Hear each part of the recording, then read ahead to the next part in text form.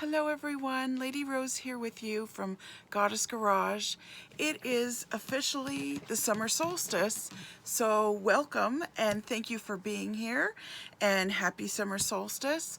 It's actually considered traditionally midsummer. However, in North America we consider it the first day of summer, and it's a beautiful day out there. I was just walking my dog Lucy out there this morning. It's not too hot, it's not too cold. However, it might be warming up today. So today is the longest day of the year. It's when the sun is at its brightest and strongest, and abundance portals open up for us. So now is the time to set those intentions and ask for what you want.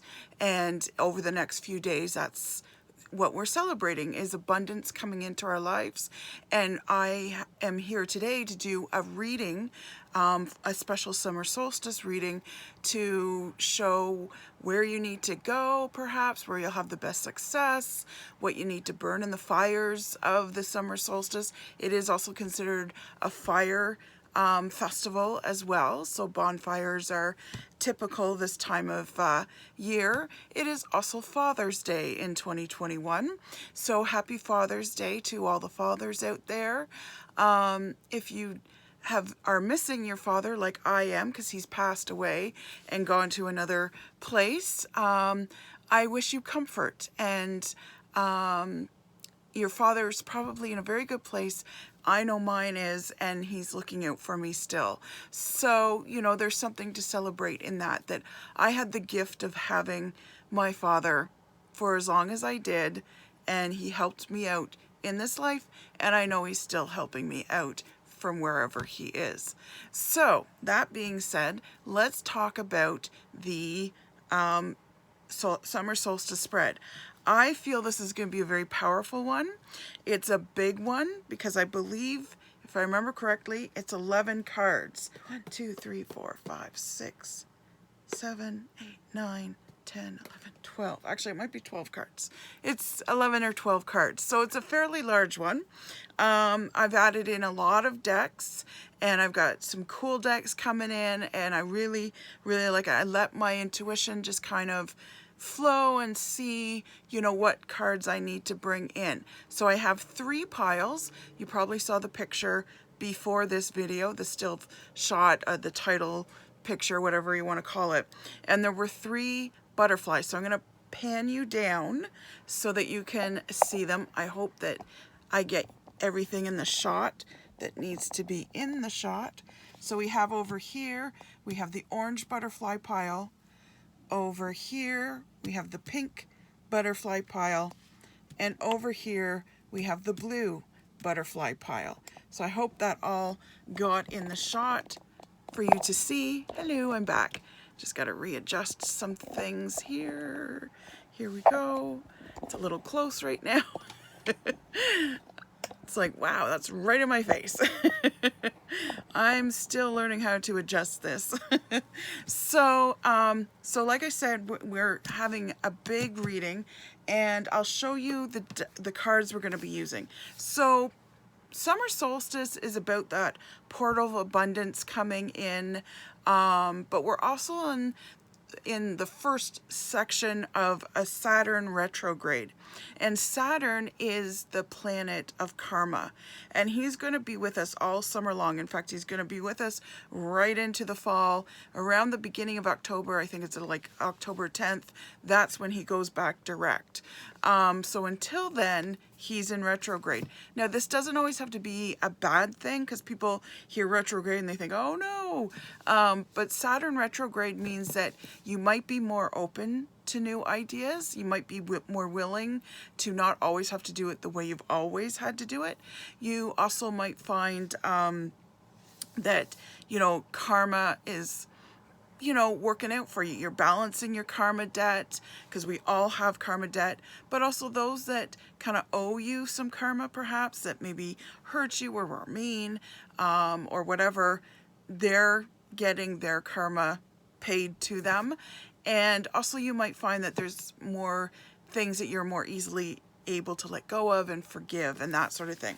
So I brought in the karma cards. And these karma cards are divided into 3 decks. So there's the planets here. Then there's the houses, because in your astrological chart you have 12 houses. And then signs. So it doesn't mean that whatever pile you pick, you're going to have your sign in it. But what this will show us is, you know, what sign is going to be strongest in your chart, because we have all the signs in our chart, regardless of what your sun sign is. Like your sun sign, when people ask you what your sign is, and you say, like for instance, I say I'm an Aries, that means that's where my sun is. My sun is in Aries. However, other things can be like my Mercury could be in Pluto, or not Pluto, they're both planets. My Mercury could be in my 4th house, or my Pluto could be in my 10th house, and they all have influence in some way. So what this is it's talking about what sign. So maybe my first house is Aries. So my first house is Aries. So that means my second house is Taurus, and it goes through the thing. But not everyone's first house is Aries. Usually if your sun sign is Aries, that means that your first house is. Not always, but your first house could be Gemini, let's say. So your first house is Gemini, that means your second house is Cancer, and that sort of thing, right? So, and on through the zodiac. So each of those signs are in a particular house, and they have influence in their own unique way on that particular house. So speaking of houses, that next deck in that karma deck is the house. So this is going to tell me and you what house, so what area of life will be most affected, or where you need to put some focus this summer. And then we've got the planets. So we put our planets in specific houses. Now you can always look up your birth chart and see if any of these cards that come up sort of coordinate with the way you've put your birth chart together. But what this will tell us is what kind of energy, like for instance, I got the Saturn card when I did my reading for this, and it was like, oh, we're in a Saturn retrograde, and I got the Saturn card. So it means that I really have to look at and meditate and reflect on my karma, and also on the ways of doing things. Like, is there something that needs to change? And in fact, one of my other karma cards was your beliefs, right? So I have to sort of spend this summer challenging some of my beliefs and seeing if they still fit. Because sometimes we say a truth to ourselves long enough that it becomes a belief, and then we have a hard time letting go of that belief if it needs to change. Sometimes some beliefs stay with us for all of our lives. Some beliefs wane and ebb depending on where you are in life, and some just completely disappear because it's no longer needed. So that's one of the first decks that we're going to be looking at. So the center card, and I'm going to describe what the spread is, because basically this is the center card. This is the Divine Feminine deck that we're using. So it's what goddess is with you this summer, what power are you able to step into, and that will be center. And then all the other ones are rays, except for this one. And I've kind of hidden the heart underneath the goddess. So this is going to be the last card I actually read. So it's actually just a little message. There are more lengthy messages on these hearts, but this is something to pay attention to. I find these guardian angel heart cards very, very accurate. A lot of times, I'll do a reading and, people are like, oh yeah, okay, that makes sense, la, la, la. And then I'll read the guardian angel card and they'll just break out in tears because it's like, wow, that really hit close to home, right? And it's like, it's super like inspirational, or it's super emotional. So I left that to last. So we're going to do the goddess card in the center of our sun first, and the heart will be left there, and then we'll go around to each of the rays of the sun, and then we'll finish in the center back again. So then after we do that, so we've got the karma cards, the goddess cards, and the guardian angel heart cards. We're also going to look at this deck, the Power of Surrender cards. So I really like this deck because it's It's a lot like the mermaids. It's blunt. This is what you need to let go of, you know. It doesn't beat around the bush. It's just, yep, this is what you need to burn in the fires of the summer solstice. So that's the one that gets burnt. The thing we need to let go of. This is the thing we need to release. And it might take us all summer to do that. So know that. Like it's sort of what's going to happen this summer. And then after that we go into the daily crystal. So normally this is daily crystal, but this is your seasonal crystal. So this is for this summer. What crystal will best work with you? What energy of crystal do you need in your life? And, you know, like maybe go out and get it, or get the color of that crystal into your life, because often it can talk to a chakra color as well, and sometimes a chakra that needs to maybe be paid attention to, and it has a little inspiration as well. So it can focus you on what focus do you need to make, kind of thing. And then after that, we go into our spirit guides. So I've got messages from our spirit guides, and this is the animal one. So this is an animal that probably is going to be with you for the summer, and our spirit guides can change. So like for instance, I got falcon in my reading, because I've already done my own reading for summer solstice, and I got the falcon, and I've had a lot of birds in and out of my life as far as spirit guides. So I've had owls, I've had peacocks, now I have a falcon for this summer, and like bear is sort of my totem animal. So totem animals are often the ones that are with you all of your life, like right from the beginning, and they never go away. They're always there. But like I've had spider as my spirit guide for a few years, and it just, you know, I didn't need spider anymore. And then owls came in, and then peacocks came in. I've had a couple. Oh, and this year my totem animal for the year, well, not my totem animal, but my spirit guide for the year is a wolf. And I've always resisted the wolf, because I've always felt like, oh, that's just what the cool people pick because it's a cool animal, right? Like you don't always get a cool animal. And so I was resisting the wolf for whatever reason. But I actually have an aunt on my native side that was from the wolf clan. I am from the bear clan. But yeah, so it's kind of interesting. So I'm like, okay, well, you know, we got it somewhere in the family there. So I'm embracing the wolf, and now I have a falcon with me, at least for the summer anyways. And then the other spirit guides, couldn't leave the angels out. So I've got the archangels coming in and seeing what they need to say to you, what messages they need to give you. And then from there we go into, I brought out the Muse Tarot. It's a beautiful, beautiful deck.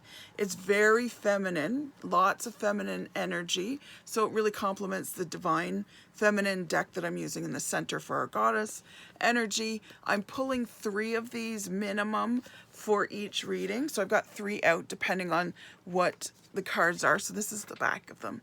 They're so pretty. And I thought, they're a nice summer, they're a nice spring summer kind of deck. So I thought I'd use that instead of my normal working deck, which is the gilded deck. And then after that, we go to the heart card. So I think I've covered all the decks. Yes, I have. So yeah, so let's start with those that picked the orange butterfly. So I'm going to set out the spread. I'm going to put the other piles just to the side for now so that they don't get in the way. Put this here, blue butterfly here. So for the orange, so I'm going to put the heart card down first. So heart card. Then I'll put the divine feminine on top. That's the center of our sun. Then we've got the 3 karma cards, signs, houses, and planets. And then, like I said, what we need to surrender is the next ray, the 4th ray. The crystal is the next one. Then we've got our spirit guide, animal spirit guide. Then we've got our angel spirit guide. And then we've got our 3 tarot cards. So you might get 4 depending on if you pull an ace or a 10 or, you know, a page. Maybe there's a extra message that you need to hear. But we're going to start with the divine feminine. Now, I thought, even though summer solstice is very masculine in its energy, the reason I put this in the center is because it's very fiery and hot looking. Plus, it's goddess energy. So a lot of times this summer solstice is a great time to balance both the feminine and masculine energies within us. So for those of you that picked the orange butterfly, you got Queen Esther, the morning star. She's beautiful. So the morning star, my ego is in service of my soul, and I trust my soul's divine timing. So that's the energy of a goddess that you're in, is Queen Esther. So remember, straighten your crown. You are a queen this summer. So embrace that. And you're the morning star. So you'll probably find that this summer, it's better for you to be getting up early as opposed to sleeping in. You'll probably find mornings are more productive for you. So embrace the morning for the summer. And then your ego is in service to your soul. So ego, I know a lot of times ego gets bashed. You know, it's your ego that got in the way, and, you know, it's your ego that's, you know, telling you these horrible things. But your ego is actually a good thing for you this summer. And there is good aspects to your ego. We have an ego for a reason. And you'll probably find it's actually best for you to work on your self-confidence, or you'll also find perhaps that's your strength. Is your ego is your strength this summer. So play to it. Not in a conceited way, just in a confident way. And that means you're able to speak your truth. You're able to say it as a statement as opposed to an emotional, reactive kind of sentence or phrase. So you'll find that your emotions are more balanced because you're able to contain your ego and balance that out. Your ego and your emotions are going to be very balanced this summer. So that's a very good thing. And it moves you forward. Now, as far as your karma cards go, so you've got, you're in Taurus. So Taurus is interesting. That's the sign that came up. Tauruses are the builders of the zodiac. They tend to accumulate value as well. Unlike Cancers, Cancers can be, they're collectors too, but they tend to be a little hoardish in the way they collect. I'm just putting a throat thing in because I can feel it rasping already. So forgive me while I suck on my lozenge. But Cancers tend to be a little hoardish in the way they collect. Tauruses collect as well, but they don't hoard things. They collect beautiful things, and not that Cancers don't, but Tauruses have great discernment in what they collect and how they collect things. I'm always sort of jokingly, but for real, telling clients, if you want to buy like a nice new car or a nice piece of furniture and you want to make sure it's got quality to it, bring a Taurus with you, because they always seem to know where that quality is. So they are the builders. They can be stubborn because they're the bull as well. And they love luxury. They love luxury. So for you, you'll probably find that you'll have some luxury cravings and experiences this summer. And you might find you're a little lazy, because sometimes Tauruses can be a little lazy. The positive side of that is that they're very good at self-care. Sometimes they're a little too good at it, but they know how to self-care. So self-care will probably play into it. Now, each of these cards has a spiritual, mental, and physical level. And the idea behind the signs, the planets, and the houses and planets is that it creates a sentence. So I'm going to wait until I see the whole sentence as to what it is. And this is what's really cool about these cards, is you need all three cards in order to complete the sentence. So, interesting. You're in the 11th house for the summer.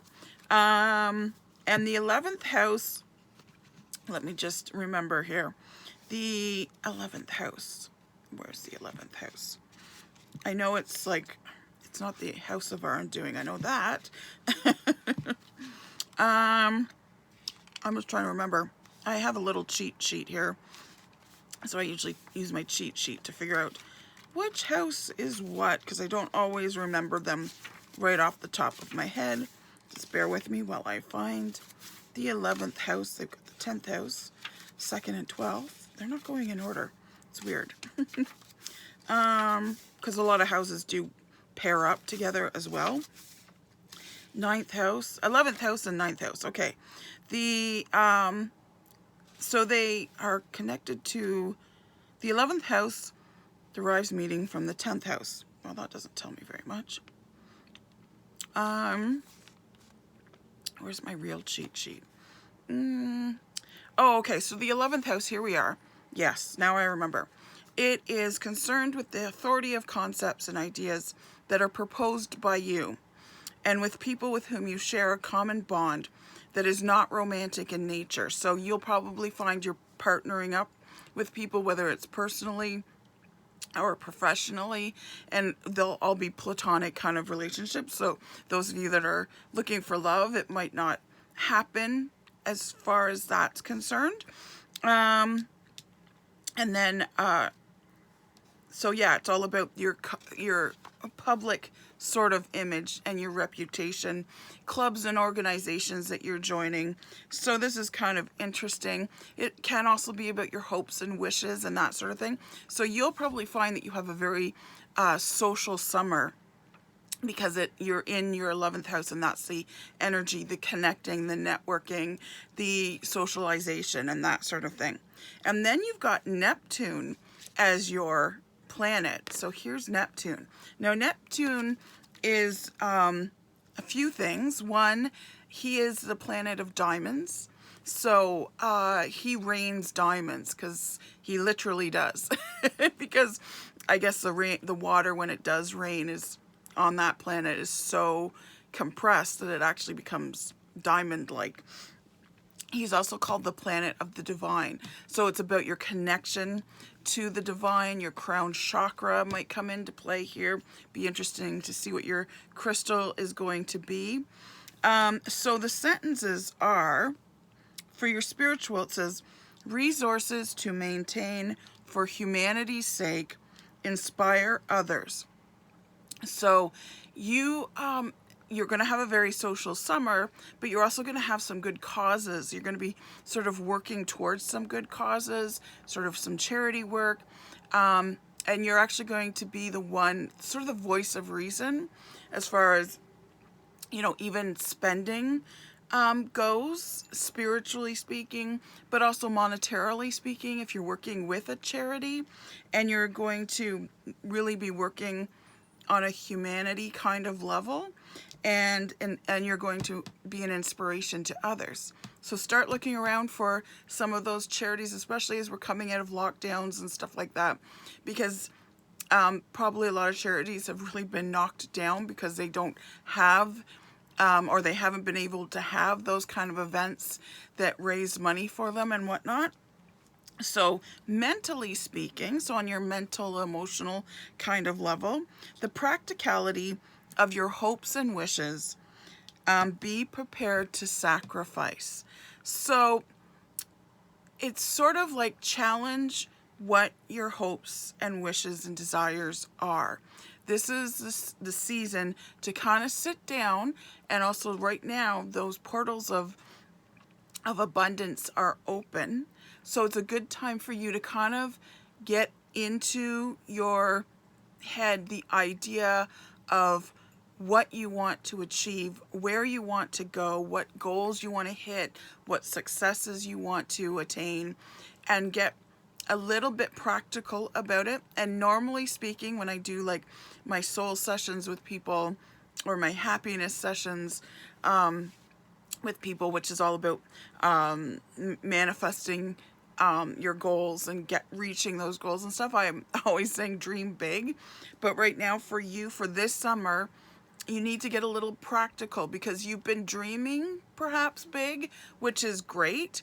And it doesn't mean don't dream big. It just means that you need to actually take some steps forward, because you've been talking a good talk, you've been wishing a good wish, you've been dreaming a good dream, but you have yet to make even that first forward movement towards your goal. So that's something you need to do, and you need to sacrifice. And I don't mean sacrifice in a negative way necessarily. Maybe it will feel like that, but when we take that first step, often we feel like it's a bit of a sacrifice, because we have to sacrifice, our emotions around it. So once we take that first step, we might realize there's 5 other sideways steps we have to take before we can move forward. So there's a real emotional attachment there to where we wanted to go. And also too, there's time, like, oh, I didn't realize it was going to take this long. Oh, I didn't realize I'd have to give up this in order to move forward here, that sort of thing. So be prepared for those sacrifices, and know that that's part of the journey. It's part of the releasing. So you really need to pay attention to when we get to the surrender card, because that really does need to be released for you in order to move forward. Now, on a physical, practical kind of level, like a mundane, as I call it sometimes, level, the sentence is, resulting from the productivity of doing it for the future, and yielding is the only way. So sounds like you're taking 2 steps forward and 1 step back, and that's okay. It sounds like there's going to be some sideways steps. So, you see your goal up here and you're going toot, toot, toot, and you're like, hang on, I want to go that way. And then you go forward, and then you'll come back sideways again, and then you'll take a couple steps, and then you'll take a step back. That's okay. That's part of the journey. Know that, and know that it's okay. So on a physical level, you're going to feel like life, the routine of life, is very much a 2 step forward, 1 step back kind of way of being this summer. Things will just kind of work out that way, but that's okay, because by the end of the summer, you're actually going to be much closer to your goal than you even thought you could be. So allow those backward steps, because sometimes we need to go back to review. Sometimes we need to go back to relearn, or perhaps learn something that we forgot to learn in order to move forward. Be okay with those sideways steps too. So know that ultimately you're going to move forward, but it's going to be a very zigzaggy, weird kind of roundabout way of getting there. Be okay with that. Okay? Now, this is funny, because your surrender card is surrender your attachments to results. So that's totally fitting with what the karma card said. It says the formula for success is to do all you can to make things happen, is in quotes, then let go of the results. Holding on too tightly to a desired outcome can sabotage it. So that's the other thing. So do what you can. Make that first step. Make that second step. But know that there's going to be other steps in between the first and second, and the second and third, and the third and the fourth steps. And keep making things happen, as the card says. Keep moving in some direction. You can't stop moving, but also don't hold on. Don't micromanage where, well, I need to be over here. Why am I going here? I'm just going to go over there. And then things go sideways in a bad kind of way, and you end up not being successful in achieving your goal, kind of thing. So you need to let go of the timeline of the way things are going to happen. And like I said, the karma card said you're going to do 2 steps forward and 1 step back. Be okay with that rhythm and that journey. Know going into this summer that that's what the rhythm is going to be. So don't get frustrated at it, because frustration creates blocks. Now, the other thing it does say is don't hold on too tightly to the desired outcome. So not everything is going to go your way. You're not your way. It's not your way or the highway kind of thing. Be open to other people's interpretation about how to do things, how to approach things. Try some different things. The other thing, sometimes we have a goal in mind, like I want to get A, and often there's a ritual that I teach a lot of my happiness clients, as I call them. And it's a ritual where you're manifesting a very specific goal, whatever it is you pick. We decide through the counseling sessions what it is you want to start picking, start with first, kind of thing. And then I give you the ritual to do. It never fails. I use it all the time myself. However, within it, you have to let go of the outcome. And the way you create some wiggle room, because I always say leave some wiggle room, because we think we need A, and the universe is saying, really, it's B. And B is this or something better. And I can tell you, whenever I do that ritual, I always get something better. Always. I've never gotten exactly what I've asked for. I've always gotten what I wanted plus bonuses. So that's what gives you the wiggle room, because a lot of times we think, oh, I want this, I want this. That's great. Awesome. The universe is like, I have something better. So be open to the better. So that's the other thing. And when you hold on too tightly to a specific outcome or goal or thing that you want, we sometimes get the thing we want with some bumps, with some problems, with some conditions, as opposed to let's be open and ask for this, whatever it is you want, or something better. Then you leave wiggle room for the something better. Now, let's see what your crystal is. Okay, so your crystal is chrysocolla. Chrysocolla. I don't know if I've said that correctly, but there it is. And it says start fresh. So it's interesting because, you know, the morning star, you've got Queen Esther, the morning star, the start of every day. So this is just sort of reinforcing that mornings are best for you. Sleeping in is not a good thing to be doing this summer for you. So greet each day fairly early. It doesn't mean you have to get up at 4 a.m. or anything, but, you know, at a reasonable early time. Like, don't sleep past 7:30 kind of thing. Morning is best for you. It's best for you to be productive. It's best for you to get that balance into your life. It's best for you. Emotionally speaking, it creates a better day overall for you. And you'll find that you can move forward a little bit better. So if you start in the morning, mornings are very important for you all this summer. You might find instead of taking two steps forward and one step back, you might find you're taking 3 steps forward and 1 step back. So you're actually moving forward at a faster pace. You still have the backwards rhythm. Be okay with that. It's going to come whether you want it or not, but learn to work with it so that it's like, okay, yeah, this is just one of those backward steps that I'm supposed to be taking.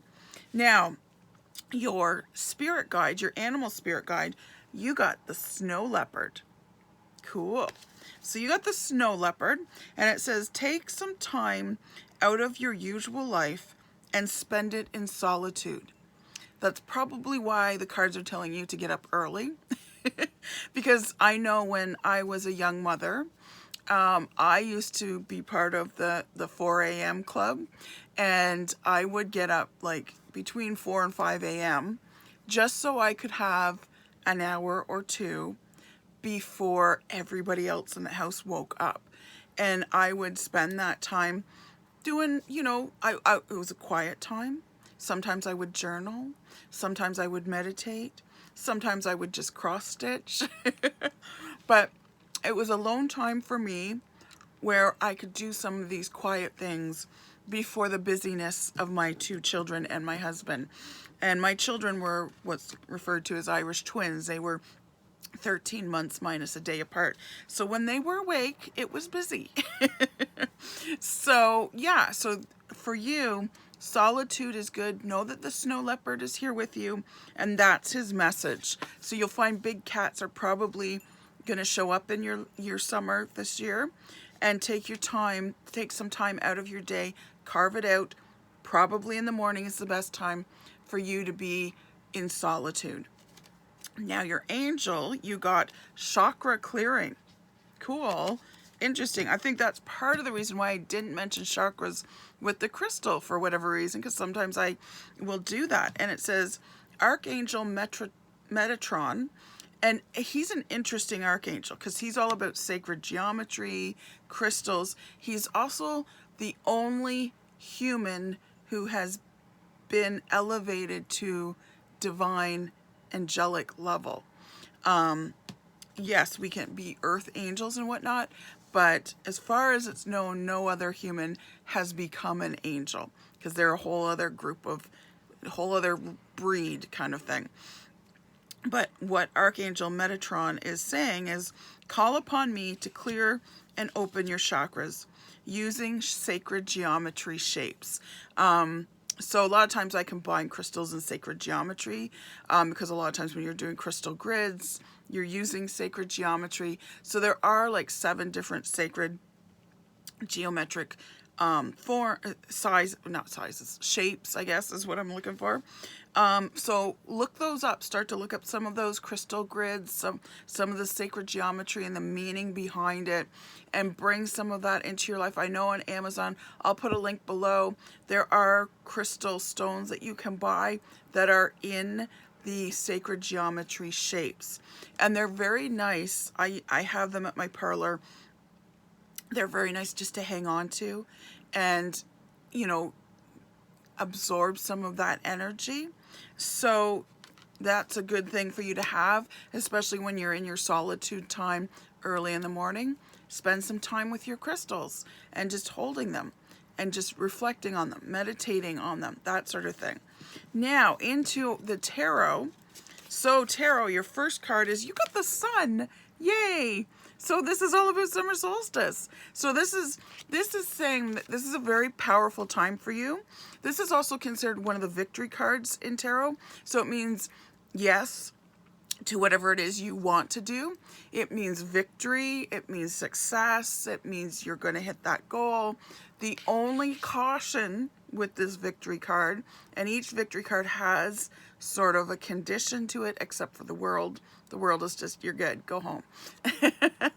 But with the sun card, it's, my teeth are turning green.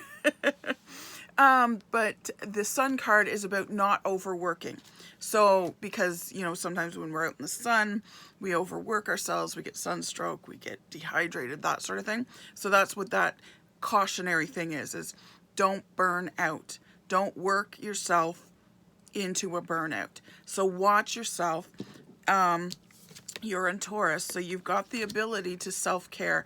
Be mindful of the self-care that's needed, and make sure to provide it for yourself and not to spread yourself too thin, because the sun card can also be, the universe is saying yes to you, but you may be also saying yes to too many people. So know to say no, set those boundaries, don't spread yourself too thin, and don't overwork. Find that time to self-care, find those days off, take more days off this summer, perhaps. I know we've just come out of lockdown, and some people are like, well, I'm just going back to work, but be sure to pace yourself, because otherwise you'll suffer from burnout. Now so the next card is, you've got the Muse of Materials. So this deck is very interesting. So these are the sideways cards, and I really like them. Now the Muses, like I said, the Muse Tarot is very feminine, a lot of feminine energy. All the men have been taken out of this tarot. And so the Muses are the kings, or what would be the kings in tarot. So this is the Muse of Materials. So this means whatever you're working for, especially if it's a material thing, this is where you need to focus for goals. It's not like there's some spiritual stuff you need to do. Yes, holding those geometric shapes and crystals and things like that. But really for you, the big success is in the material world. And, so if it's that new house, that new car, whatever it is you want, that's what's going to come to fruition for you, because you've got the Sun card following that. So yes, that's coming for you, which is very, very cool. And then, another traditionally male card, but the males have been taken out. You've got the Knight of Voices. So knights normally in tarot are male-based cards, but once again, the male's been taken off, and they're more like Pegasus's, these, is that how you pronounce that when it's plural? In the Knight cards. So it's the Knight of Voices, which is traditionally swords. So of course it's about voices. Swords are about finding communication or finding your voice for communication. So this means movement forward as far as speaking for you. So it's very important for you to speak up when you need to speak up, to communicate your wants, needs, and desires, and don't be afraid to do it, because it's in the not asking for it that it doesn't happen. So anything that goes wrong, anything that doesn't happen is probably this summer for you because you didn't speak up. So you need to learn how to speak up if that's not a comfort place for you. You need to overcome that comfort. That's something you'll have to challenge yourself on. It's also to speaking to what your self-talk is on the inside, because you got the victory card first, and now as a cautionary thing, it's saying, you know, move forward with your voice and know what you want. Ask the universe for what you want. Know that you're going to get it. Be mindful of the self-talk. Watch if it gets negative and correct it. And it's okay if it's been negative for an hour, as long as you bring awareness to it and learn how to connect it.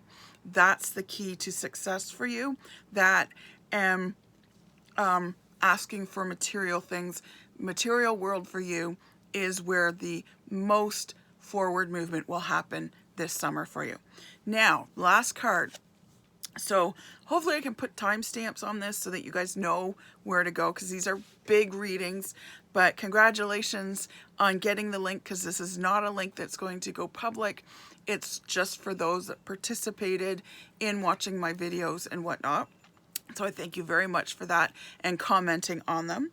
And I hope you'll share some of my videos with your friends and get them to subscribe. But your heart card, for those that picked the orange butterfly, is courage. Dare to be different, to make mistakes. Don't be afraid to make mistakes. Create, for it is in creation that you exist. In this world of dreams that stem from the eternal heart, you are one with all creation. All is possible. Go forth and be true to yourself.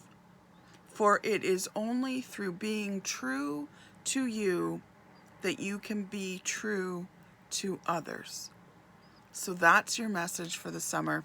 Feel free to replay this anytime you need a reminder. I'm hoping to do another one in the fall, and or another kind of reading like this for the fall. If you would like me to do one for the fall once it comes, let me know in the comments below. And like I said, look in the description for those of you that picked the orange butterfly for that link to those geometric crystal shapes that you can bring in. They're not very expensive, so you know, it's not going to break the bank or anything. If you want to have them for the summer for meditation purposes or reflection, or just having them around you, like just the energy of them around you.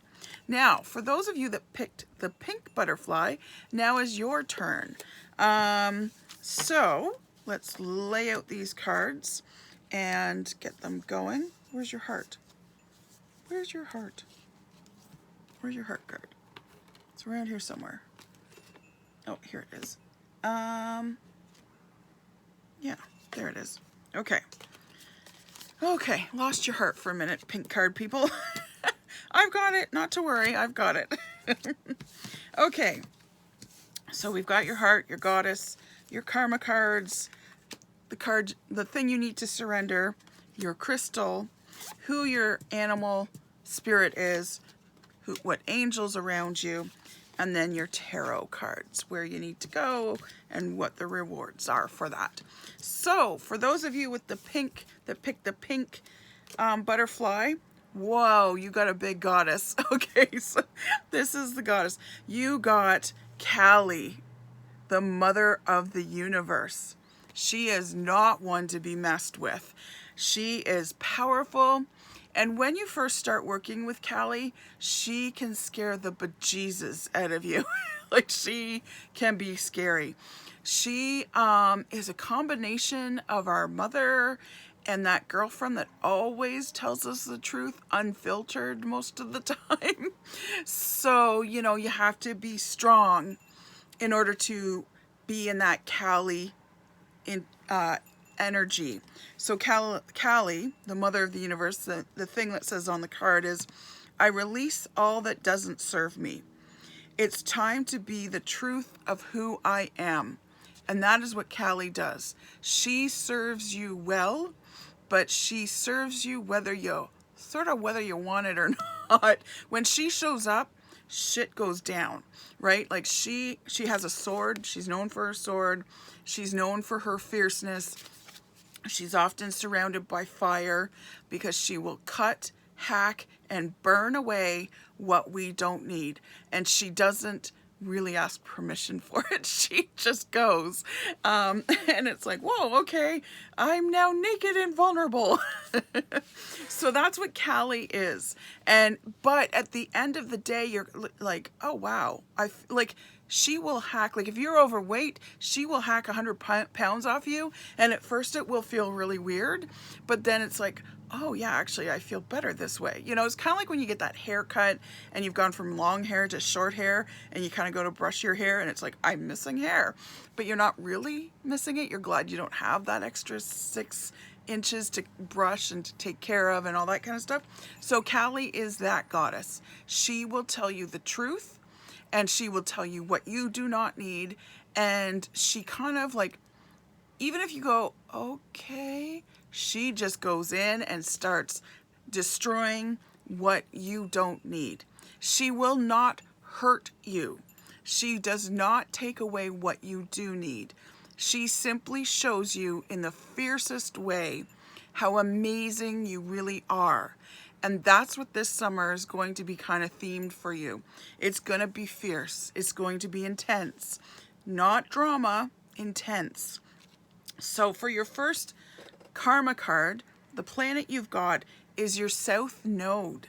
So this is interesting because a lot of people, when I do the dragon reports for people, we're often focusing on the North Node. So everyone has a dragon in their birth chart.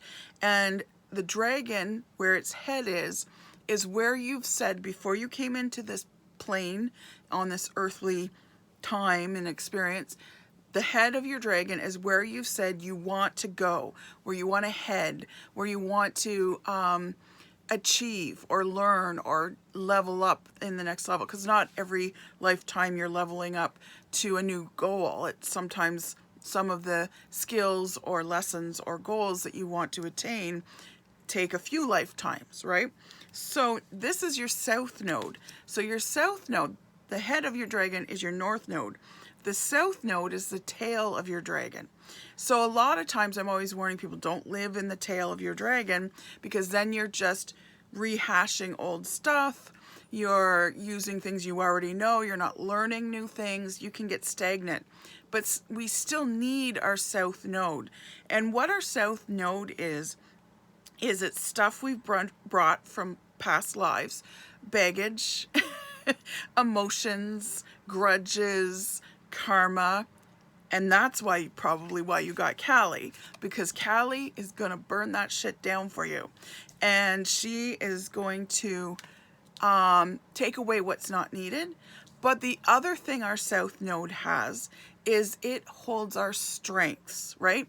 Like as great as fire breathing dragons are, like they're breathing fire out of their mouths, the tail is even more powerful. You get a dragon whipping its tail around and, you know, he can slice and dice whatever he wants, kind of thing. And it's even almost more powerful than the fire that he breathes.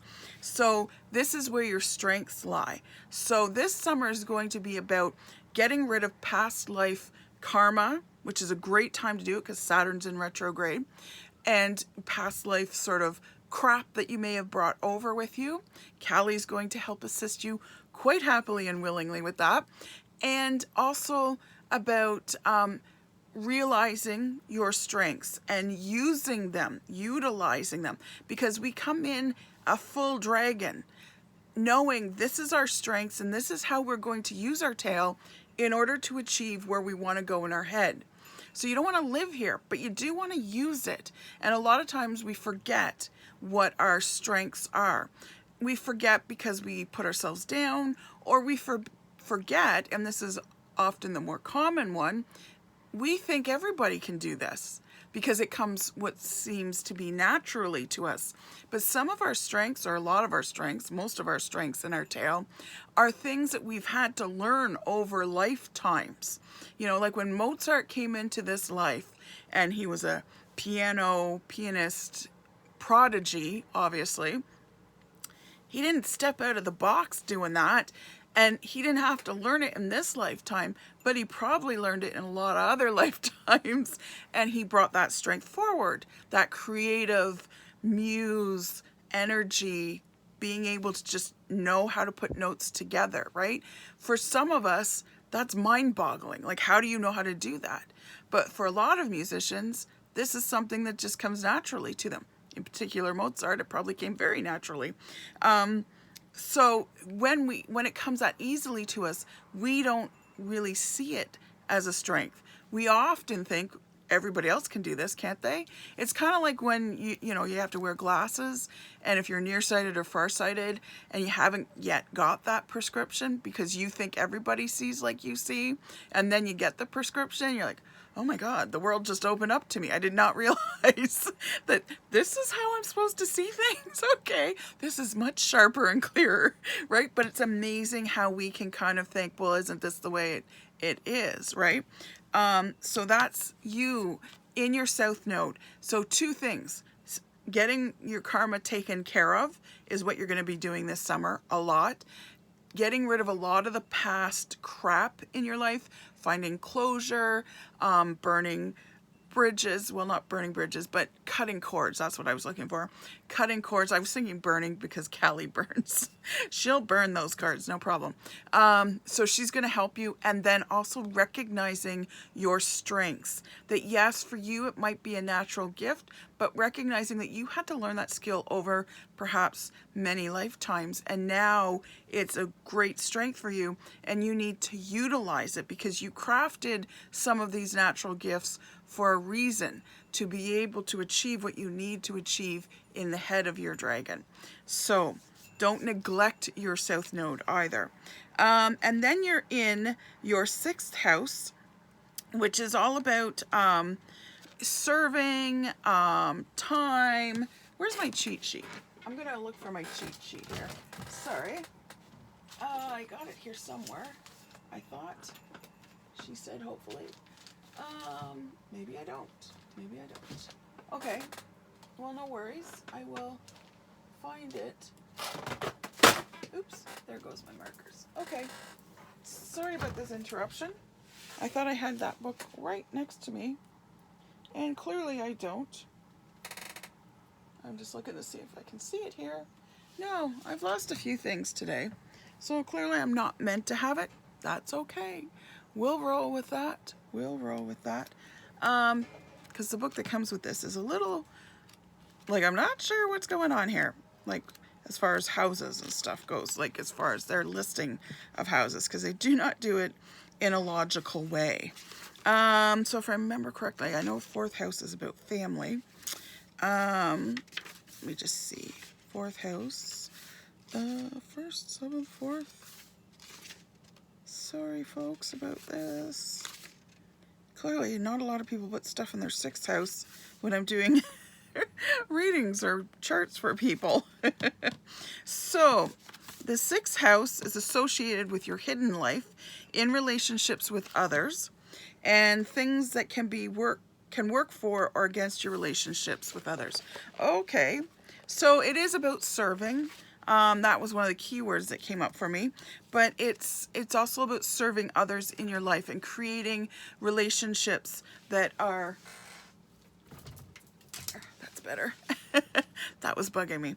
That are, it's more of a give in your relationship. So you're going to find it's beneficial for you to be giving in your relationships, especially your intimate ones, your family ones, that sort of thing. It's much better for you to be of service to others. And a lot of times, you know, we get a little selfish. Sometimes we can take someone for granted. So find ways. It doesn't have to be big romantic gestures. It can just be small things like, what can I do for you? Or here, I did this little extra thing for you so you don't have to do it. And that sort of thing. So how you feel about working for others and how you feel about others working for you. So those are also things that you can look at with your sixth house. So sixth house is about creating that harmony within your relationships. And it's about you giving in those relationships without conditions, without resentment, without begrudging, because it's part of your mission for this summer, and it's part of what's going to push you forward as well. So it's interesting. You've got some past life and some serving to do. And then you're in Capricorn as your sign. So that's kind of interesting. Planets. Oh yeah, okay. Sorry. I was like, are those two signs together? So Capricorn. Capricorns are interesting. They start out old and become young. They're workaholics a lot of the times. They're very ethic and have a good work ability. Like, they're very conscientious about their work. They give you everything they've got and more. That's the reason they can be workaholics. But they're also very, very, very, very good at overcoming things, because they are the goat. They're in fact the sea goat. So they're the goat that can climb any mountain, but they're also versatile enough to be able to swim the rivers and oceans and stuff, because traditionally speaking, the Capricorn top half is goat, the bottom half is fish. So they have the ability to do both, and they're very good at both. The downside of Capricorns are they tend to be worriers, so be careful of that. They worst case scenario things, and they call it being prepared, and it's not really that, so they can create their own blocks. So be careful of that tendency, because that's the energy you're in, is that Capricorn energy. Capricorns tend to have lives where big bunches of money plop into their laps. They attract money. Whether it's earned or whether it's given, they attract money, and they tend to attract large lumps of it at a time. They're not so good at hanging on to the money. They're very good with other people's money, but when it comes personally for them, they're not always as good at hanging on to it. So be mindful of that. That might be an indicator that this summer you might be getting a lump sum of money. So try to employ any other energy to be able to hang on to it, and don't let money slip through your fingers, because Capricorns can tend to do that, but they're lucky in that way that they always seem to have big amounts of money that plop into their life. So you'll probably have that coming up for you this summer. Now, to put the sentences together, so spiritually speaking, remember, as a full-time job, it's about achieving dedication. So your full-time job is to achieve dedication. So dedicate yourself to yourself this summer. Know that there's a lot of stuff you need to let go of. There's past lives, there's past karma, and all kinds of stuff. Kali is definitely there to help you with all of that. So you really need to sit down and take that seriously and really reflect on what do I need to let go of? What do I need to forgive? Forgiving is a form of letting go. What do I need to not obsess about anymore? What grudges, hurts, betrayals do I need to let go of? Because they are not serving you anymore. What is it I tend to want to rehash? Am I a natural worrier like the Capricorn is? Is that something I need to let go of? Is there anger that I need to let go of? Is there a toxic pattern that I need to let go of? Is there a toxic relationship I need to let go of? So watch yourself very carefully this summer. Watch what your go-to patterns are, your go-to thoughts are. If they're negative or positive, toxic in some way, and they're not serving you, And they might not be full out, oh, this is very toxic. It might just be, yeah, this is what I usually do, but this isn't serving me. It's stagnating me. It might not be dragging you back, but it might be stagnating you. So watch for those things. Watch for the subtle things as well as the big things. And then mentally, the sentence is, reconsider focusing on serving. So perhaps you've been in some relationships and you're feeling like it could be friends, family, intimate lovers, that sort of thing, children, that you've been having this relationship, and all of those kind of relationships can be some of our most strained relationships, especially with family, children, husbands, lovers, that sort of thing. Hopefully you don't have both at the same time. Hopefully the lovers within the husband or the lovers within the wife or whatever, and not two separate entities. But focus on serving, because like I said, those can be the most volatile kind of relationships. Like, we've all gotten mad at our kids, we've all gotten mad at our brothers and sisters, our parents, our spouses, our partners, and things like that, and our friends. So this is the time, and again, because you're working on past karma, past lives, forgiving, that sort of thing, this is serving. Part of the serving is not, serving up tea for them necessarily. I mean, that could be done as well, but in serving them with your love, with your forgiveness. And you don't have to go over and go, I forgive you for everything you've done wrong, but give them the energy of, I'm open to receiving your love. I'm open to receiving your worries to help you through these things, because a lot of times we shut ourselves down and we shut the other person down. We quickly build a wall, and we kind of, things to our friends or family or whatever. And it's hard to, once you build that wall, to take it down. That's the other thing Capricorns are very good at.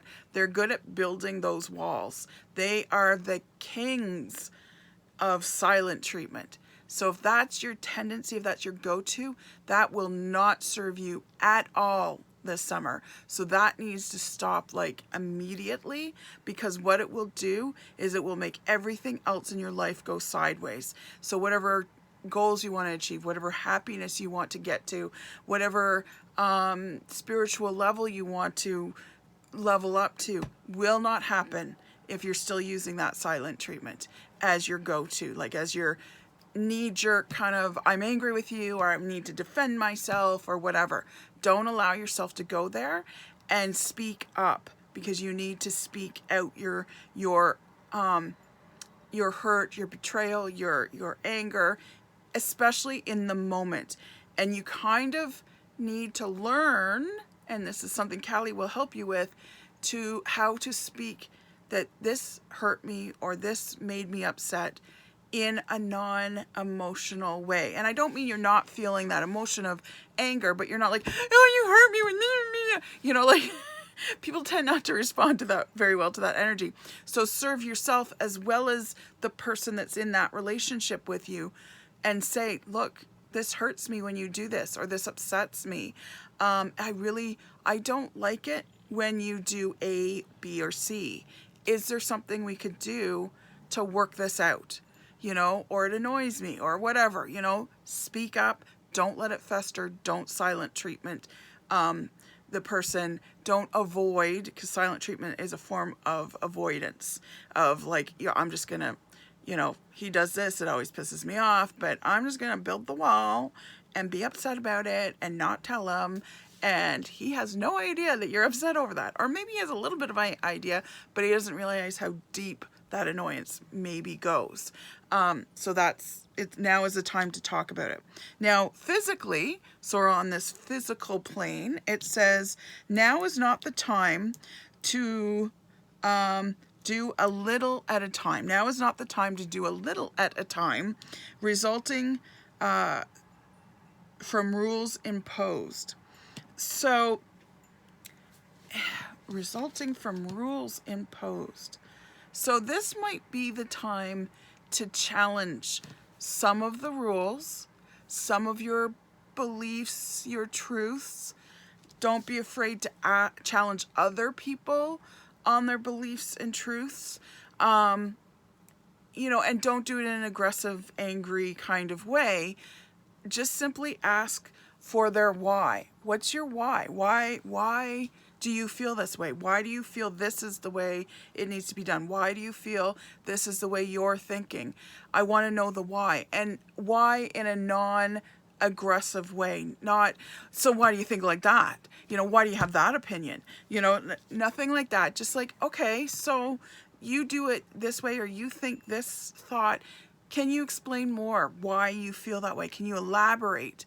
And out of curiosity, try to stay curious. And it's like, now's not the time to do a little at a time. So for you, it's not baby steps this summer. For you, and that's very fitting with Callie. Callie doesn't take baby steps. She takes big, long strides. And she's going to make you take big, long strides. So you're in for a very interesting summer and a very intense summer. Now, so your surrender card, your what do you need to burn in the fires, is surrender to miracles. So this is sort of a surrender your disbelief, surrender your skepticism. Nothing wrong with healthy skepticism, but don't be closed up like, yeah, sure, whatever kind of thing. So the message on it is be open to miracles occurring in your life, because they are going to happen this summer. You just have to be open to it. You can block whatever you want from your life, but that's on you. If good things aren't coming in, that's on you, because you probably blocked them. If bad things are coming in, you probably let them come in. So you need to own that, right? And Callie's going to show you how to do that. Feel and know that these events are real. These miracles really do happen. Let go of any resistance and banish any doubt that miracles can happen. So interesting. Yes, you got this Capricorn card. So there's lots of good traits about Capricorns, but the one big downfall about Capricorns is their ability to worry themselves into the grave. So you need to be mindful of that this summer, that you do not negate whatever someone says or instantly shut themselves or you down. They're very good at worrying, and they're very good at the silent treatment. And those are both big blocks for miracles to happen. So in order to have miracles happen, and they will this summer, you need to be very mindful of not using the silent treatment and not having that doubt and worry churning all the time. And a lot of times people are like, well, what do I do? The worry thoughts come up. Bring awareness to them and say, okay, I'm having this doubt. You can ask yourself, why am I having this doubt? Remember I said, ask other people their why? Don't be afraid to ask yourself your why. Why are you having this doubt or worry? Why? Well, because of this. Is that realistic? It's like, at the moment, because we love to be right, we're going to be like, yeah, it is very realistic. I'm being smart and cautious and prudent and all those good things. And it's like, no, you're worried or you're doubting because A, you're scared to actually get it, or B, you don't think you're worthy of it. So expect miracles. Know you're worthy of miracles. Let them in, because they're knocking at your door right now. So you got to let them in order to get those beautiful, beautiful gifts that you do actually truly deserve. So let them come. And yeah, banish that doubt. So like I said, bring awareness to the doubt, bring awareness to the fear, bring awareness to the worry. Whatever coat you've put on that block, know that you need to take the coat off. You need to love the feeling. I am feeling this. Usually a lot of doubt and worry and whatnot boils down to fear.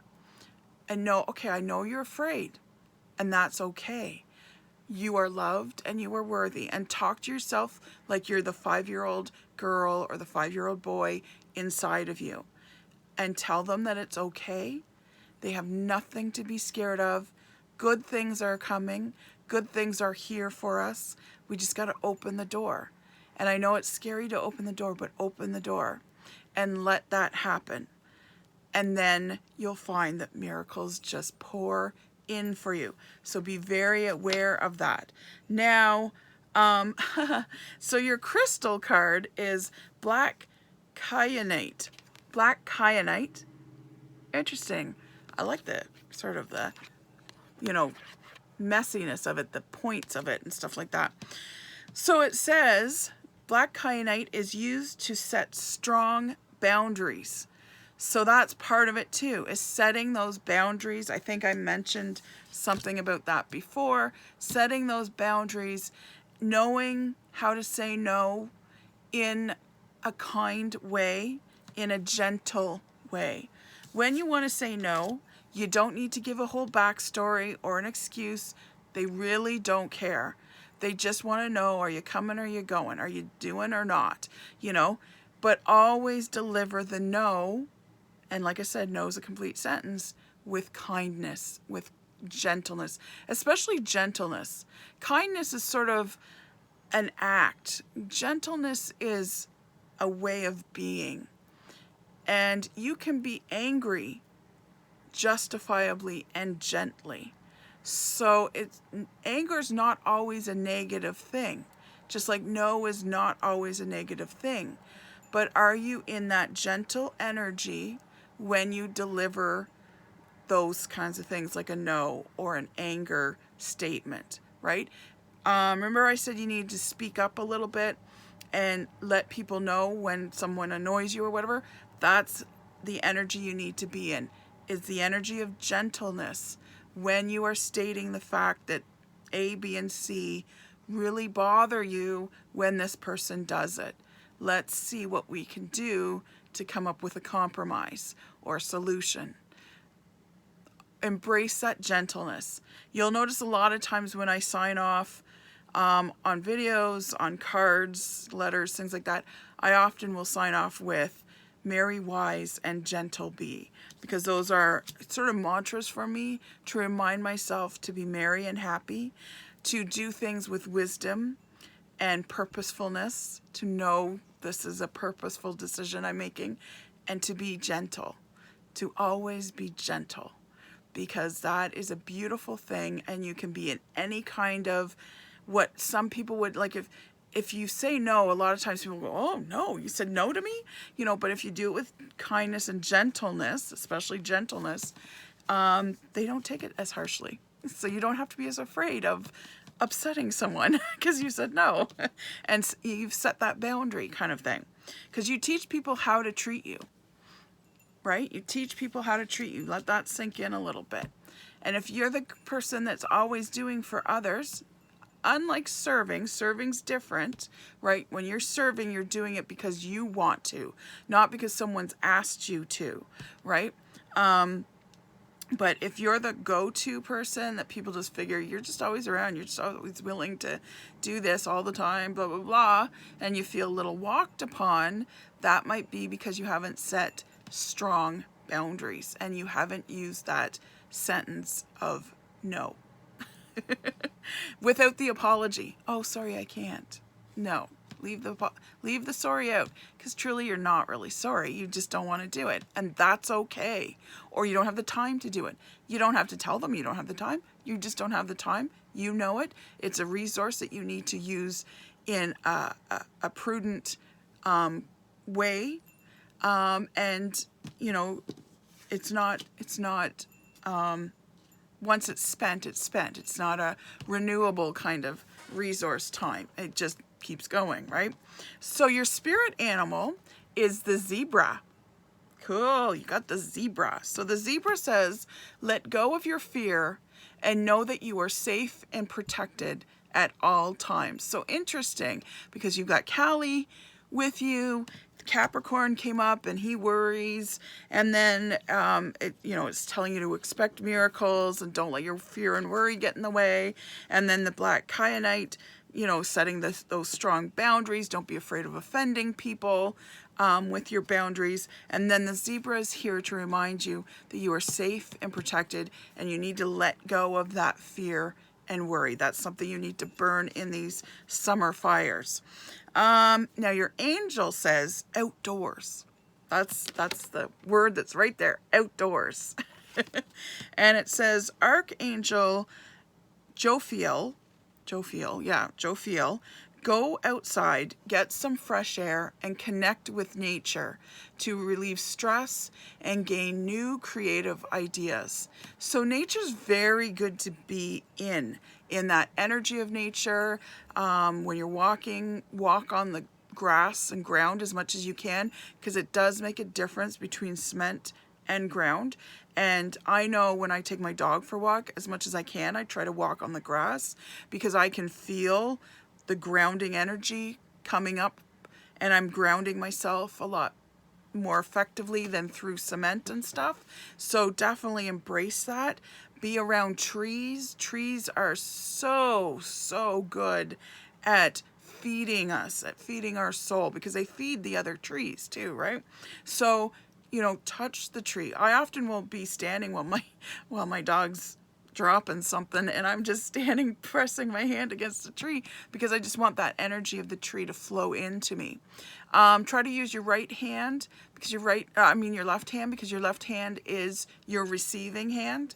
So try to use your left hand if you can when you're touching a tree, touching a plant. Don't touch poison ivy, but you can touch other plants. If you walk by a tree and the leaves are waving, they're often saying hello. If you can touch their leaves, touch their leaves. You don't always have to go for the trunk. When you touch the leaf of a tree, you're basically shaking hands with the tree. And trees don't have COVID, so you can still shake hands. It just has to be with the tree. So your angel guide is saying be outdoors, because you need that energy this summer to kind of get you through all the things that are going to come in for you, because they're going to be very intense. So there's going to be some very scary moments, some very, oh my God, I'm very vulnerable, but I'm letting go of stuff moments. It's going to be like big movements kind of thing. But equally, so will the good stuff that comes in, the miracles. Like, it's not going to be, oh, this is good that came in. It's going to be like, bam, big miracle, bam, big miracle. Like, so embrace that energy. Don't get dramatic about it. Try to take it in stride. Know that you've got Callie beside you. Know that you've got the zebras there. Know that you've got your Archangel Jophiel there with you. She's there for the summer for you to help you let go of those worries and fears. When a worry and fear come up, I think I started to say this, but I think I interrupted myself. I said, you know, like, acknowledge it. Be okay. It's okay that it's there. It's there. Don't bash it around. And I did talk about speaking to yourself like a little child, that because we're all little children on the inside, but also to send that worry and fear away in love. And one of the best places you can send it is to your guardian angel or to another angel that's with you. And Archangel Jophiel is with you this summer. Send it to her, because the angels always know what to do with fear, with worry, with doubt, with hurt, with betrayal, whatever it might be. Send it to the angels. They will take it to the light for you, and it's a guaranteed trip that it will go there. And know too that oftentimes we will not give it up easily, especially things like fear and anger. So we might be afraid of something, and it's like, okay, well, I'll give you this little tiny piece. I'll give you this piece right here, but I'm going to hang on to this other big piece. And then, you know, you go through the cycle again, and you're like, okay, well, here's another little piece for you. I'll give you this little piece, you know, and you keep piecing it away. And I know our angels get like, really, why won't you just give it all? Because we don't want to, because we want to hang on to it, because we feel somehow we're right in hanging on to it. Now, once in a while, a big piece will break off and we're like, okay, here we go. So you're going to have a little bit of that this summer too, because you've got Callie with you. So know that when you're scared, when you're worried, when you're having those doubts, recognize them and congratulate yourself for recognizing what it is, this energy that's maybe toxic, creating blocks, and congratulate yourself in knowing this is something I have to send off with love, not with berating yourself and, oh, you're so stupid, you went to fear and worry again, you're worrying again, la la la, you know, like, that's not going to send it away. It puts gas on the fire, so to speak. So definitely give it to your angels, give it to Callie, she'll burn the crap out of it, but give it to one of them, give it to somebody, and be happy that you were able to do that. Even if you mulled and mucked around in it for an hour or two, or a whole day even, forgive yourself for that. It's like, and rather than beating yourself up, congratulate yourself for noticing and knowing, okay, now I'm going to give this away. So now for your tarot card part of it, you start with the Two of Material.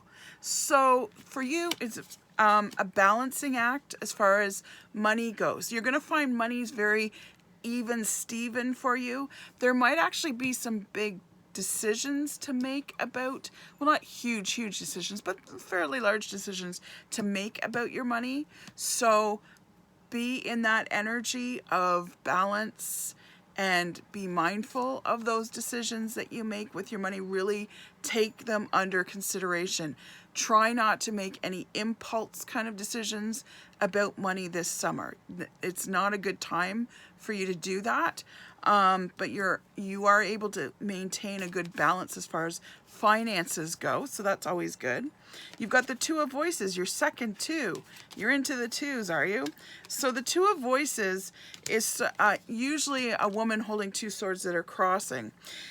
And it's interesting because it's often about a choice that needs to happen. It's the minor version of the Lovers, because the Lovers are often about a choice as well.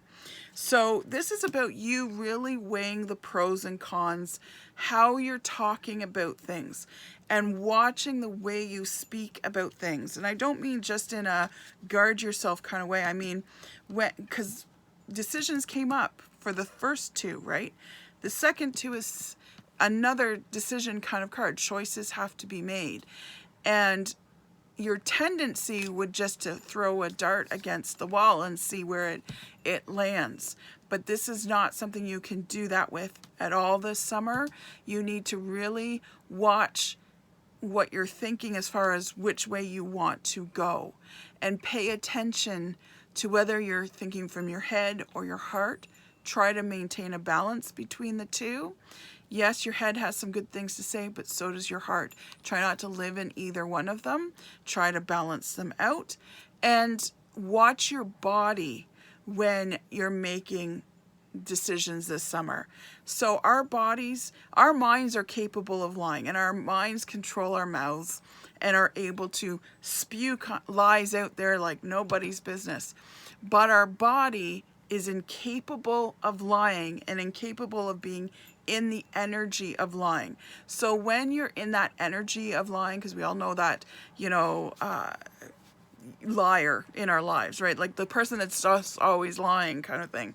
I can't remember the term I'm trying to think of, but anyways, so it will start to manifest physically. Like maybe they have something going on, maybe they have a weird rash, maybe they have a constant headache. It doesn't mean if you have a constant headache or a weird rash that you're a liar. It just means your body will often manifest in a physical way when it's constantly in that energy of untruth. And it's not always a lying kind of energy, like untruth. It can be a lie you're telling yourself as well, right? Whether it's like, I'm not worthy of this, your body will start to manifest that. So when you're making decisions, a lot of times what I'll tell clients is watch yourself, talk out loud to yourself, talk to yourself in a mirror and see what happens. Watch your face. Do your eyes go a little bit bigger when you're talking about it? Do you kind of smile when you're talking about it? Are you leaning in when you're talking about it? Like by the time you're done, are you more like this in the mirror? Or are you more like this in the mirror? Because if you're pulling back, your body is saying, yeah, this might not be something we want to do. You can even stand in your living room. Try not to close your eyes because we tend to wobble when we close our eyes. But think about that thing. Maybe speak about it out loud a little bit to yourself. Watch which way your body swings, because our bodies, we as bodies are human pendulums, and our bodies will never, ever, ever lie to us. When you're using a pendulum, what you're doing is you're getting feedback from your bio readouts. from what your body's putting out, or what someone else's body's putting out if you're doing it for someone else. So watch, do you lean forward? Do you lean back? Do you go side to side? You know, watch where your body goes, and it will tell you what the decision that would be best for you would be. And you also got a muse, like the last reading. So you got the muse of voices, the king. That's what this is, because the men have been taken out of it. But it's of voices. So it means you need to be a master of your voice. You got 2 voices and 2 twos. So that's kind of interesting. Twos are probably very important to you this summer as well. So try to do things in pairs. Try to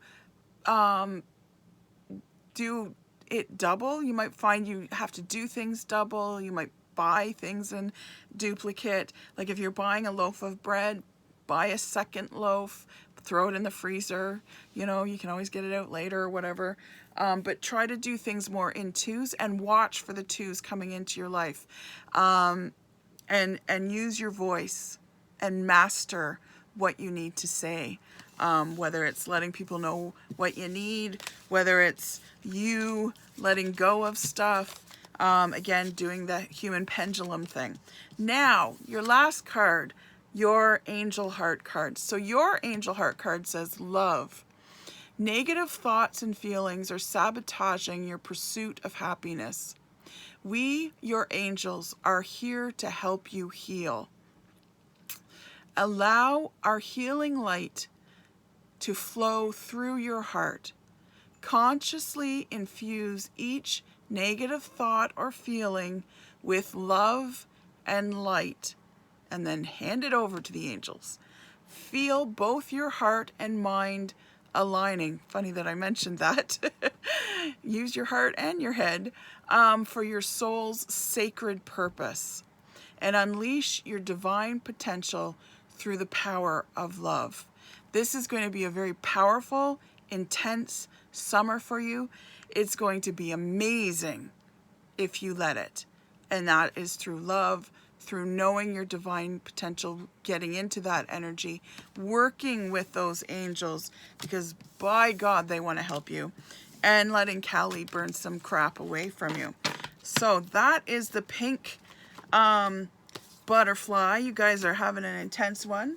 Now is the time for the butterfly, blue butterfly one. They're all butterflies. The blue butterflies that picked one. I might want to write that time down. 127. Let me just find a pencil, any piece of paper. 127, so I can timestamp those things. I forgot the other one. I think it was like around 43 minutes or so. I'll say it was 43 and we'll take a look. We'll know to go there for the orange butterflies. But right now we're doing the blue butterflies for those of you that picked the beautiful blue butterfly. So we'll lay out your cards. We start with your heart. We move into your goddess. Then we've got your karma cards. Then what you need to burn away or surrender, your crystal, your animal spirit, your angel guide, and then your 3 tarot. Your 3 tarot. There we go. Okay, so let's see what goddess you're working with. The blue butterflies are working with, oh, I can't say this name, Shekinah. Shekinah, the presence of divine feminine. She looks very fiery, which is very appropriate, and powerful.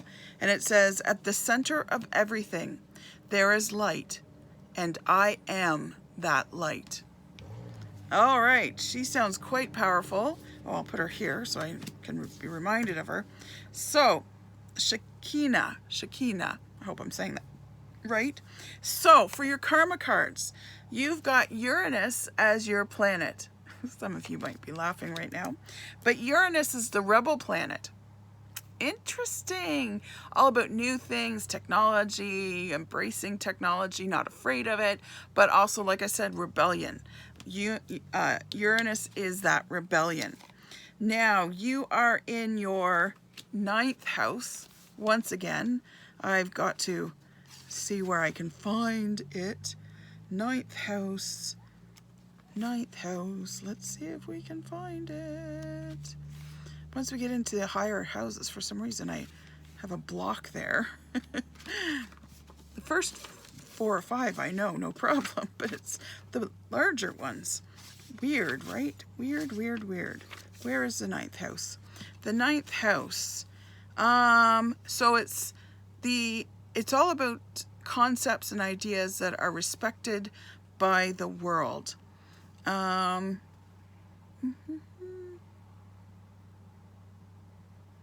Yeah, so it symbolizes experiences regarding the influence of people other than the person symbolized in your midheaven. Okay, that doesn't help me. Internet, publishing, broadcasting are all under the ninth house. So it's also about news, getting your voice out there, being heard, that sort of thing. So that's what the ninth house is about. So interesting. You've got the ninth house with Uranus, the rebellion planet. Quite a combination. And you've got it in Libra. Okay, Libra is an interesting sign. Libra is, of course, the sign with the scales. You often see scales there for the Libra because they're all about balance. Libras are also fairly good judges in some ways. They can be their own worst enemy as well because they're the best sign at being able to see the gray areas. They're the best sign at being able to see both sides of the coin, both sides of the argument. They're very good at listening for those things as well. They're very slick. They're very charming, very charming. Sometimes a nickname for them is they're the James Bond of the zodiac. So that's kind of what energy you're in for this summer, is that James Bond kind of energy. The downside that Libras often suffer from is they tend to be perfectionists. So unlike the Virgos who get lost in the weeds of details, Libras don't always get lost in the details of the weeds of the details. They can see big picture and little picture, but they get lost in it's not perfect. It's not the perfect shot. I need it to be perfect. They're very romantic, so you're probably going to have a very romantic summer this year in a rebellious kind of way. You probably will find this summer feels a little like summers when you were a teenager. You know, that I'm out of school, let's look for a love of my life that I can make out for with the summer, for the summer. He or she might just be a summer love. But yeah, the only downside is that you might find that you're being a little bit of a perfectionist, and know that you can move forward even if everything's not perfect. So just keep moving, because sometimes Libras stagnate for that reason. That sort of, shuts them down a little bit. But you're going to have a good head on your shoulders. You'll be able to see things, and it's kind of interesting that you've got the ninth house, which is all about communication and getting your voice out there and getting, voice in the way of a public voice, like a protest or announcements and things like that. So your sentences are, for your spiritual side, is stir up the situation. Of course, the rebellion loves to do that by using spiritual values, and cooperate to perfection. That's a very Libra thing. So cooperation is big. So you'll probably find that in your stirring up of situations using spiritual values, you're going to need a partner in crime, so to speak, in order to make people aware, make yourself aware, better your situation, whatever it might be. There's going to be that kind of energy on a spiritual side. Now, on the mental side, we've got be open to new ideas. Uranus, and that's why Uranus is the ruling planet of Aquarians, because Aquarians are very much open to new ideas as well. So be open to new ideas, and this is mentally speaking. So emotions, your mental health, that sort of thing. Long range thinking or travel. So there might be some traveling that needs to happen for you, and it doesn't mean big, like across the globe kind of travel, but also long-term thinking, maybe some long-term planning for travel as well, is what I'm sensing. But also when you're setting, like in these days of abundance, as you know, the sun is at its most powerful, try to bring in long-term dreams as opposed to short-term ones. You're more likely to be more successful with the long-term ones.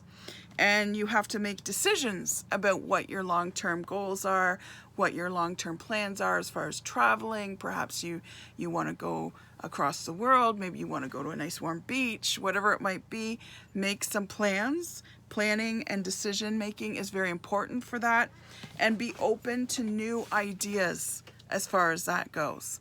Whether it's COVID regulations, or whether it's like a new way of traveling, maybe you're doing the train as opposed to a plane, or whatever, like, because maybe you're traveling as I go across Canada on a train or whatever, as opposed to I'm going to fly to a warm beach and be at a resort. So those are things that will mentally feed you, and that you need to maintain mental health as well. So if you feel like you've been cooped up because you haven't been traveling, find ways to travel locally, because we are starting to open up again, which is yay kind of thing. And also start feeding your mind with the plans of traveling, and feeding your mind and your soul, because all levels affect each other, with long-term goals. What do I want to achieve in 3 years, 5 years?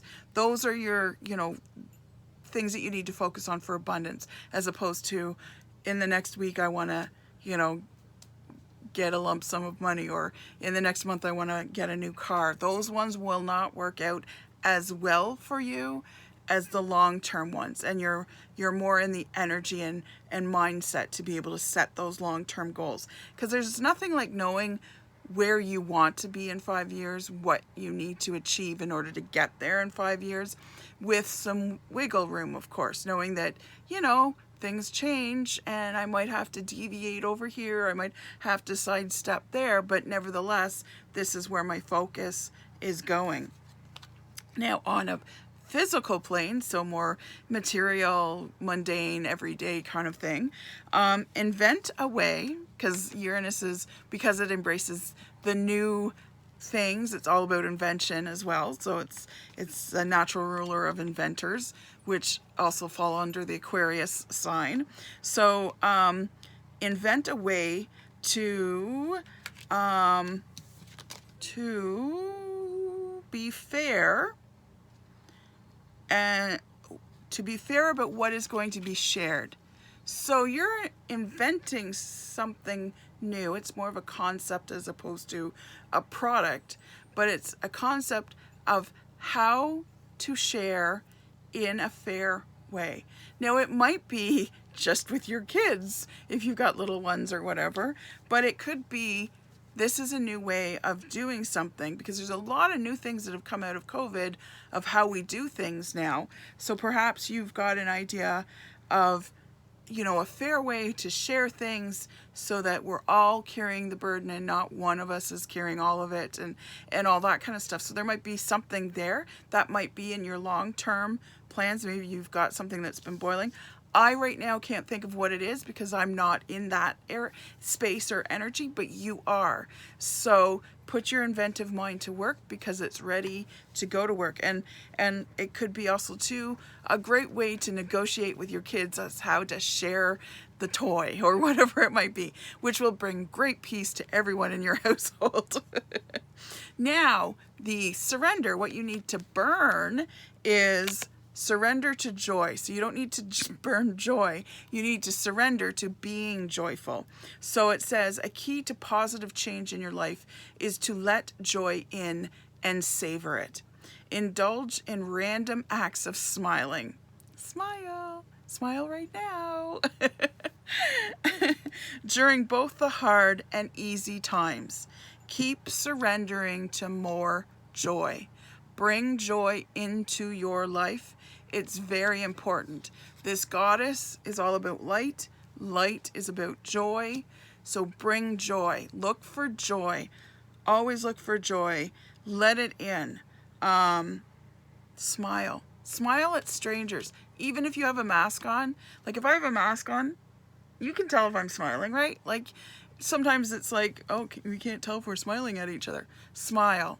Smile anyway. Send that complete stranger who's maybe being flustered at the cash, or, in, yet another grocery store to try and pick up whatever product they need to get, and smile at them and wish them a good day. You don't have to do it out loud. You don't have to go up to random strangers going, hi, have a good day, and be crazy.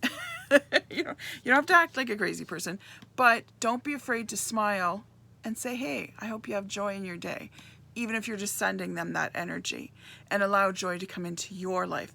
Because I have a feeling perhaps you tend not to do that. You might be more on the serious side of things. You're not negative, but you're a little more serious, and you don't always laugh as easily as you should or could.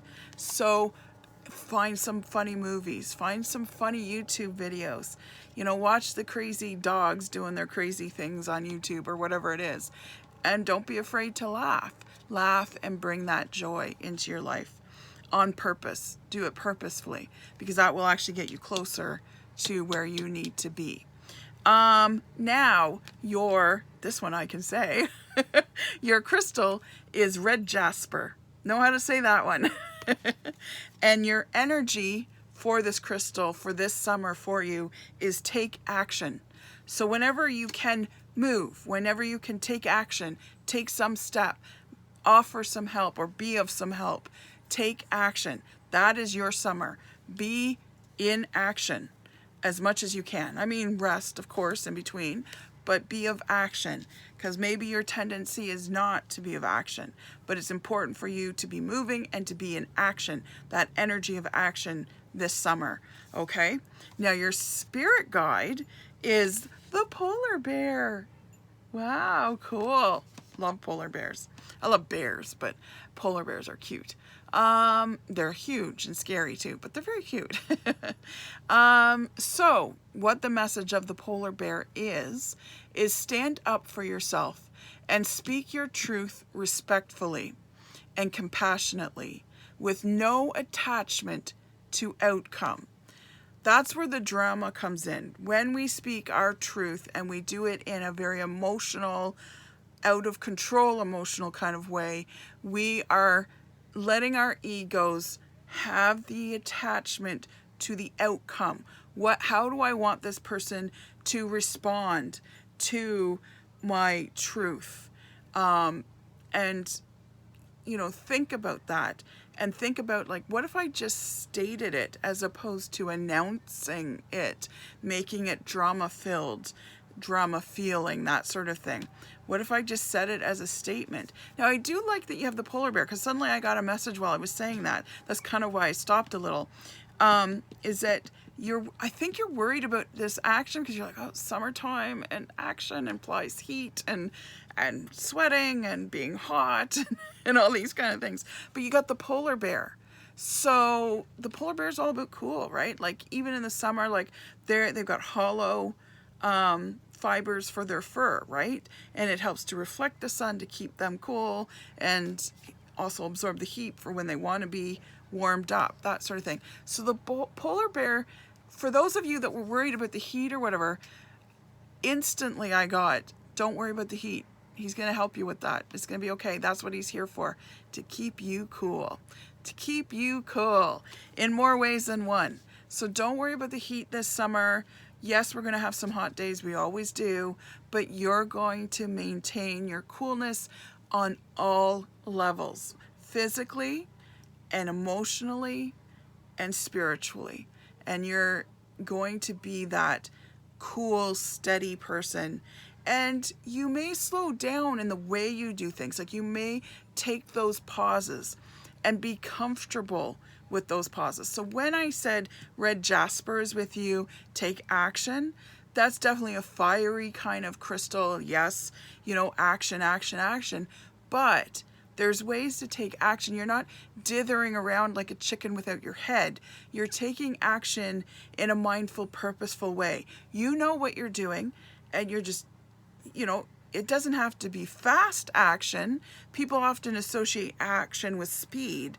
It can be deliberate action that's taken in a very paced, kind of balanced way.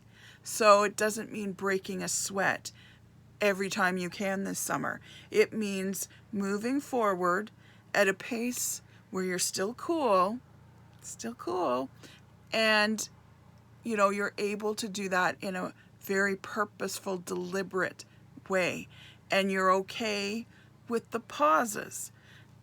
If I move forward here, I pause, then I move forward some more, and I pause.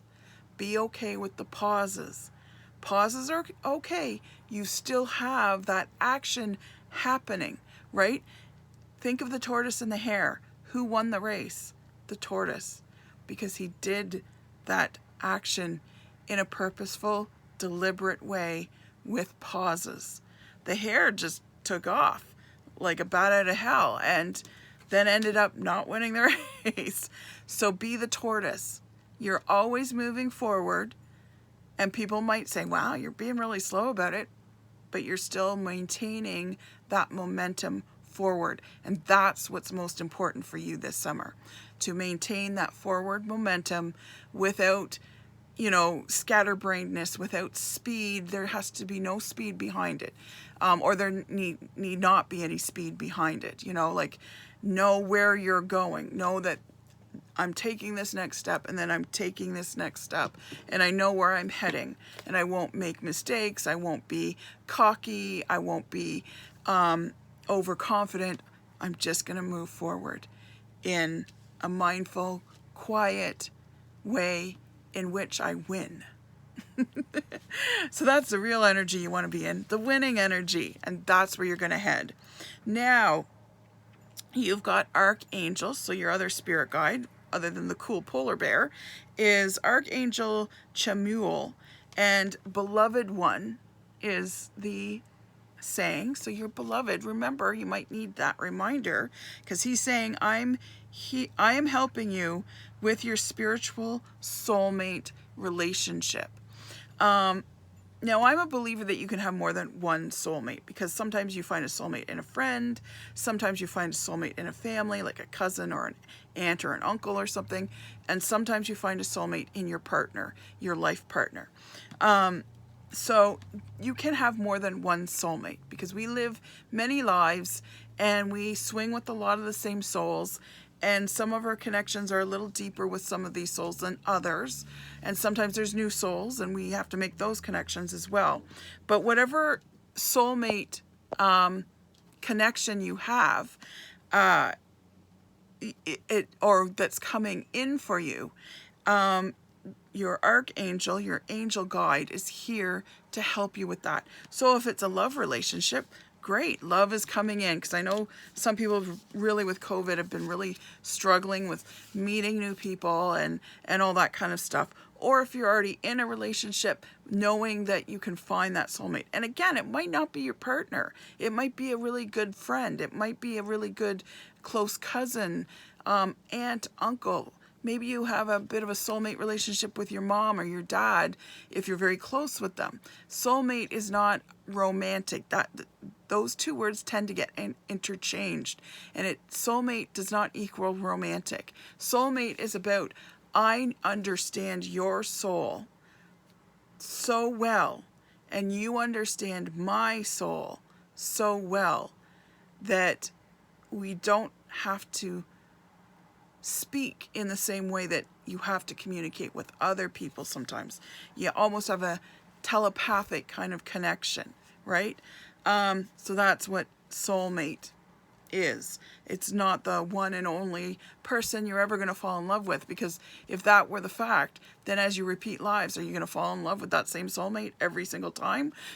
No. So because sometimes that soulmate's your mom, or sometimes that soulmate might be, a friend or whatever. And that's what I mean by a friend or a parent, a cousin, a lover can be your soulmate, but it doesn't mean in the next life that they're going to be your life partner again, right? You don't always have the same life partner life after life. That's a lot to say. I hope that got through. So now for your tarot card, you start out with the Six of Materials. So this, it's roses in this deck, but this is about coins for those of you that know tarot. So it's about the material world. And it's going to be beautiful for you this summer because there's going to be a lot of harmony as far as money goes. You're not going to be worried about it. Bills will be paid. Money will be there when you need it. It will also be there when you want to do something nice for yourself, or you want to go to one of those patios that have finally opened up now after COVID. So there's going to be a lot of joy around money if you allow there to be joy. Remember, surrender to joy. So put joy around your money and you will have a joyful summer with your money. So that's awesome. I really love that. And then you got the Star.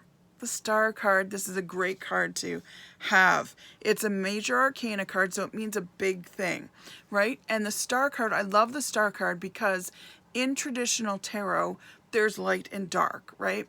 And the Star card is the first card after one of the dark parts of tarot. In fact, the darkest part of tarot, because it's right after like the Death card and the Tower card and the Devil card and those kind of dark cards, right? And then there's the Star. And stars, you know, even to this day when we are able to get out in the country and away from the light pollution and we see the stars, there's something inspiring and awe, like you're in awe of seeing those stars and knowing like how far away they are and that they can send their light. And there's something hopeful about stars. Stars are always that sign of hope that it's, yes, okay, things will come to an end. So for you, this is the light at the end of your tunnel. This is whatever darkness you've been going through up until this point. This summer is when you get relief from that, when it stops, when that star of hope appears, when the light is at the end of your tunnel. You can finally be like, oh, this is going to come to an end and I'm moving forward. I'm moving back into the light. So this is a great summer for you, which is awesome because there's been a lot of weight on your shoulders lately and you've been super stressed and super worried and super probably scared a little. And all that's going to come to a resolution and come to an end. It might just be a gentle, dissipating end. For some of you, it might be, yep, where this is done, boom, here we go. So embrace that joy because you've been in that place of worry or fear, of darkness for quite some time. And you've almost become so familiar with it that it seems normal. So watch yourself on those things. Darkness, being in darkness all the time or being worried all the time is not normal, is not prudent, is not good. You know, there's nothing wrong with worrying sometimes, but don't live there. And you've been living in that kind of energy, whether it's anger or worry or fear or whatever it might be. You've been living there and it's almost, or stress, it's almost become normal for you. So take those chains off and see how light life can be. And that's the reason you've got this goddess of light with you, because she's here to remind you there is light. She is bringing that star for you. And then you end with the Emperor. So this is a woman, because again, all the men have been taken out, yet they still use this name, so that's okay. I have no problem with that, because there is an Empress as well in tarot. So this is the Emperor. And this is about embracing that male energy. So for you, summer solstices, it's very important to embrace that sun energy. Get outside over the next few days and embrace that sun energy. It doesn't mean sunbathe or anything. It just means get out into that energy of the sun, the outdoors, that masculine energy that's very strong and potent right now at this time of year. So embrace that. Embrace your masculine side. Allow it to come out. And find that balance kind of thing.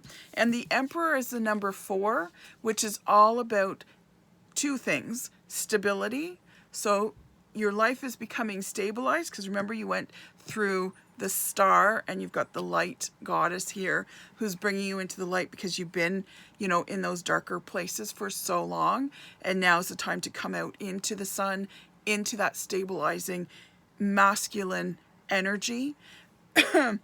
And the other thing is, when a 4 comes into your life, you're about to level up.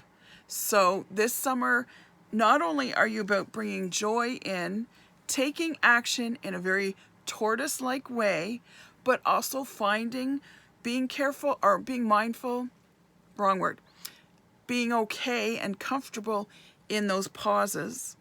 Movement forward has pause for you. And also finding points of rest.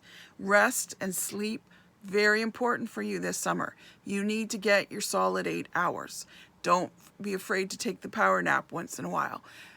So that's part of you being able to maintain that forward momentum and getting to where your goals and gifts and success lie, is being able to find those points of rest and maintaining that rest and making sure that you get enough sleep, quite literally, but also that you're able to take those pauses in between each step that you take, making sure also to self-care and that sort of thing. But sleep and pausing is very important for you this summer.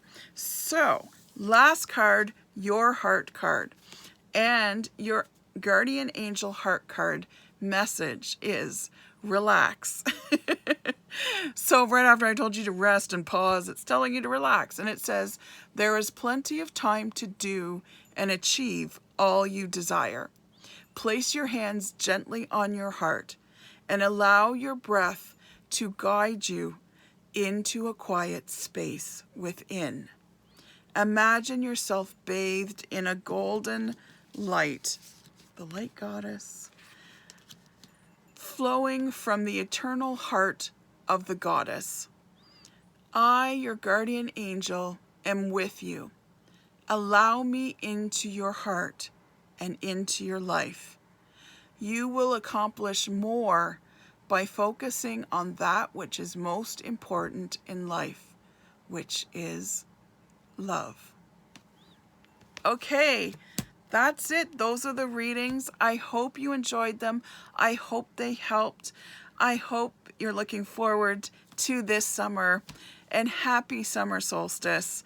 Have a wonderful, wonderful summer solstice starting today, June 20th, 2021. All right, thank you for joining me on this lovely journey of a tarot reading. I hope you will join me again in the fall. If you like, please put in the comments on this video if you'd like to do a similar kind of reading for the fall. Okay, take care. Thank you so much. Merry, wise, and gentle be.